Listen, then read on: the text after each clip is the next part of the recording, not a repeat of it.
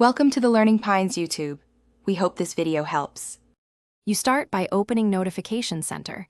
Click the date and time at the top right or swipe left with 2 fingers on the trackpad. Once open, scroll down to reveal the Edit Widgets or the plus button. This is where you add content. Make sure you're signed into iCloud so widget data syncs between your devices. If an app doesn't show widgets, open System Settings to enable it. This first step gets you into the widget gallery, so you can choose useful modules quickly and confidently. Once inside the gallery, browse categories or use search to find the widget you need. You'll see size options like small, medium, and large. Select a size to preview how it fits. Click Add Widget to place it in Notification Center or drag it to your desktop if your Mac OS version allows.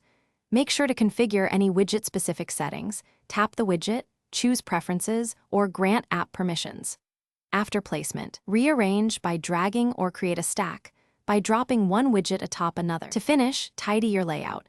Drag widgets to reorder, remove extras with the minus button, and resize if needed. Make sure apps have permission for background app refresh and notifications in System Settings so widgets update correctly. If a widget won't load, first quit and reopen the app, then restart your Mac. If problems persist, check for Mac OS updates and install them. Many widget bugs are fixed in point releases. These final checks ensure widgets stay current and useful on your MacBook Pro. Thanks for watching. Consider subscribing if we helped you.